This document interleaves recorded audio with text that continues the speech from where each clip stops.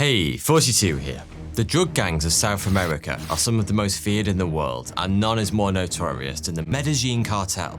Helmed by the legendary cocaine kingpin Pablo Escobar, this cartel climaxed in the 1980s, selling its sinister snow to all corners of the globe, waging war on governments, and commanding an army of loyal soldiers, which numbered in the hundreds of thousands. Whilst any sane individual would rather shove thumbtacks into his eyeballs than get mixed up in the deadly world of international drug trafficking, it's no secret that those who do can expect to be rewarded handsomely. One man who profited more than most was Deep South daredevil Adler Berryman Seal, better known by his super intimidating cartel nickname, Barry. This adrenaline-addicted aviator opted to employ his exceptional aerial expertise for nefarious purposes, ferrying freight loads of forbidden frost into the USA for Pablo Escobar himself. At his peak, Barry banked an astonishing $500,000 per flight. But when the law caught up with him and he was facing a lengthy prison sentence, Seal decided to save his own skin by betraying his murderous masters, becoming one of the top informants in the US government's war on drugs. Spying on the largest and most brutal criminal empire on the planet was more dangerous than swimming with sharks whilst wearing bacon-clad boxer briefs, and Seal knew that capture would consign him to a watery grave. Seal's life was so extraordinary that it was turned into a film starring Tom Cruise. But of course, real life sadly never turns out quite like the movies, and for Barry Seal, ratting on Pablo Escobar would have dramatic and ultimately deadly consequences. Birthed by the bayous of Louisiana in 1939, Seal soared into flight lessons at just 15. He was such a natural that after only 8 hours of tutelage, his instructor let him fly the plane solo. 16 saw him a skilled pilot, dropping college to fly advertising banners over his hometown of Baton Rouge. And by 1962, the Louisiana Army National Guard enlisted his expertise, earning him repute as an all-weather ace, pushing plane and pilot past a precipice of possibilities. After leaving the National Guard, he joined Trans World Airlines and was soon one of the youngest pilots in the whole fleet. But what was shaping up to be an incredibly promising career was brought to a swift end in 1972, when Barry first demonstrated that he was willing to put money over morals. He got involved in a murky plot to smuggle 1,000 tons of C4 out of the US to Mexico for a group who claimed to be Cuban dissidents fighting Fidel Castro. Sadly for Seal, it turned out they weren't actually disgruntled Cubans at all. They were federal agents. He'd been caught in an elaborate sting operation.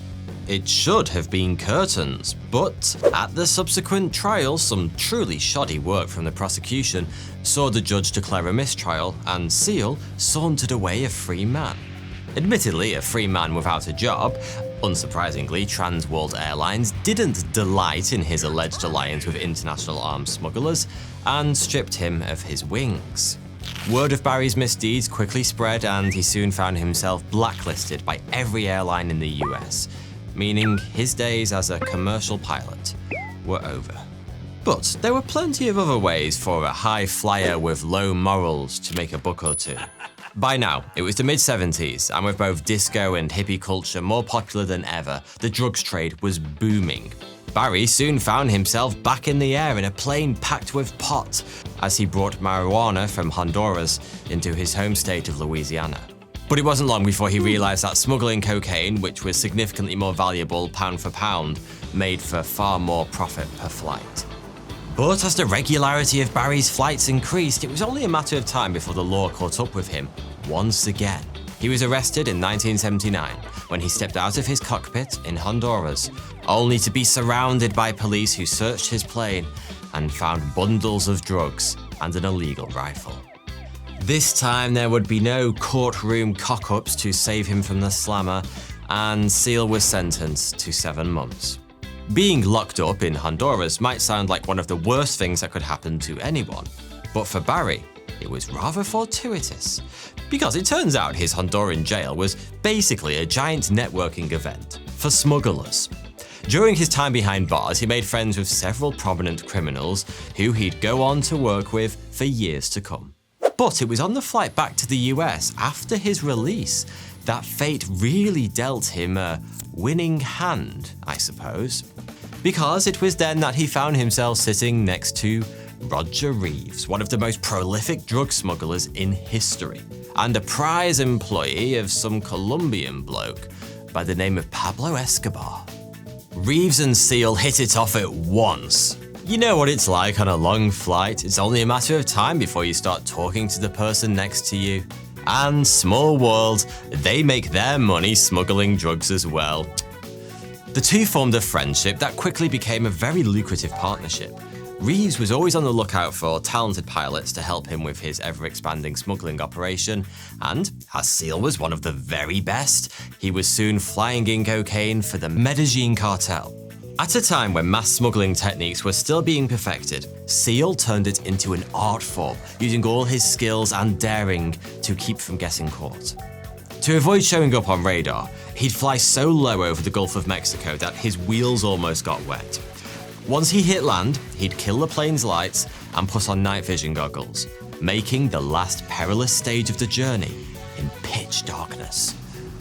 When he reached his destination, it was no good landing at the local airstrip and waiting for some obliging baggage handlers to unload his mountains of narcotics.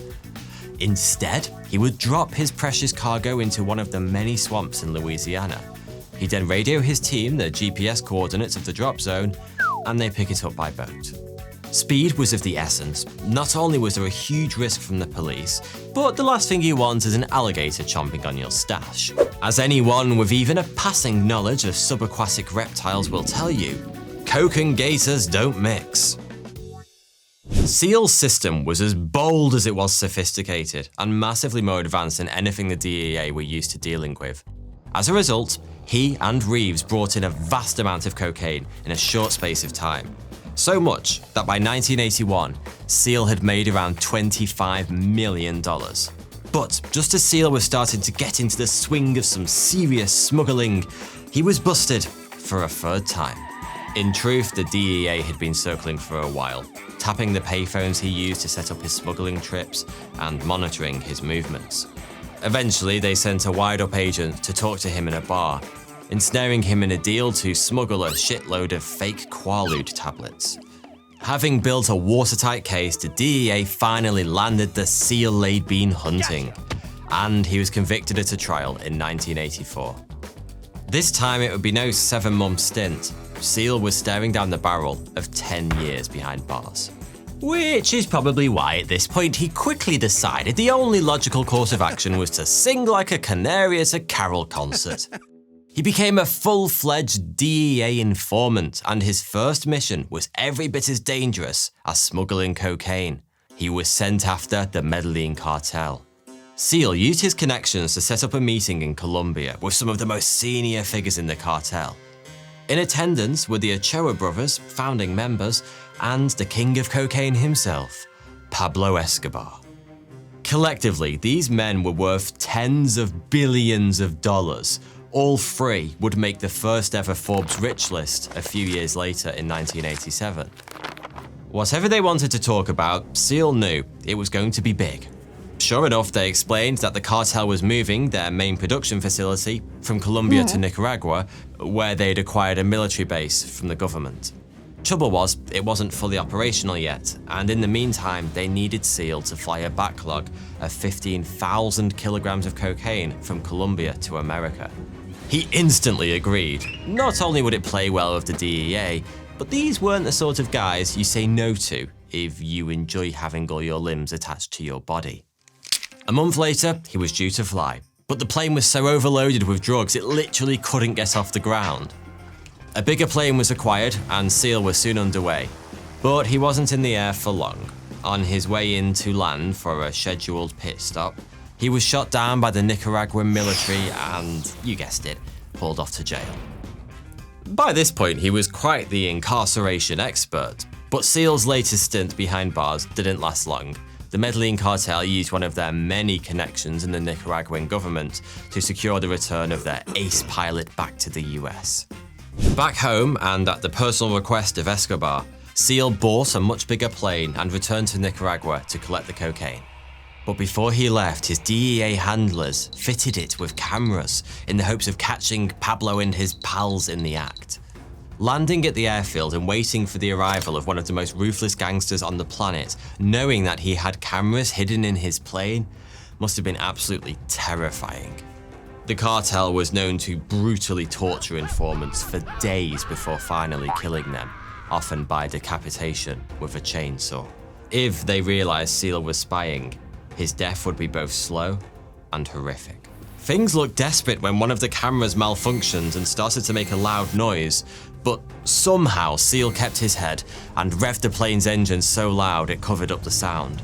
It worked, and not only did he leave with the drugs, the DEA got their photos, including several showing Nicaraguan soldiers loading drugs onto the plane, and one of Escobar himself handling sacks of cocaine. Seal had hit the jackpot, but little did he know, he'd also signed his own death warrant. The story that the Nicaraguan government was involved in drug smuggling was leaked to the press and became front-page news. Seal wasn't mentioned by name, but it didn't exactly take much for the cartel to figure out he was involved. He continued to work with the DEA, gathering important evidence on several other South American drug smugglers, but his dealings with the Medellin cartel came to an abrupt end. Despite his success as an informer, Seal was still under active investigation on charges of smuggling in Louisiana and Florida, and so began a bizarre period of his life where he was appearing as the accused at his own trial and as a witness at 3 others for major league criminals he'd helped bring down. His work with the DEA protected him from the stiffest punishments, but it didn't prove to be a total get-out-of-jail-free card, as he was sentenced to 5 years probation. During that time, he wouldn't be under police protection, nor would he be held in a secure location. He wasn't even allowed to carry a gun or hire armed bodyguards.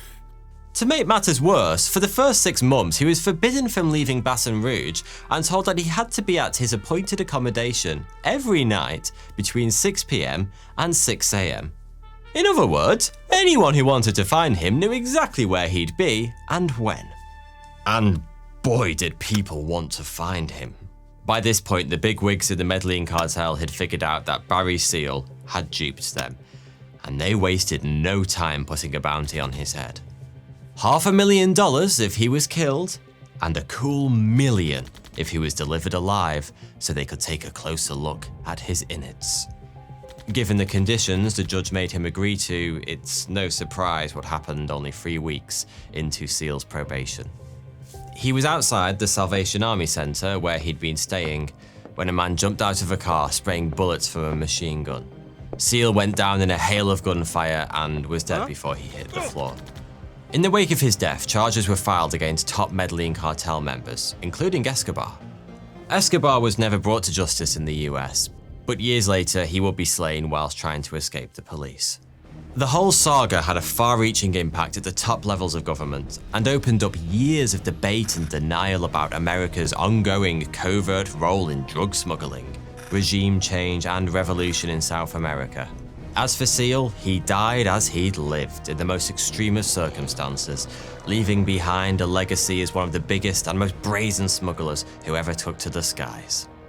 Thanks for watching.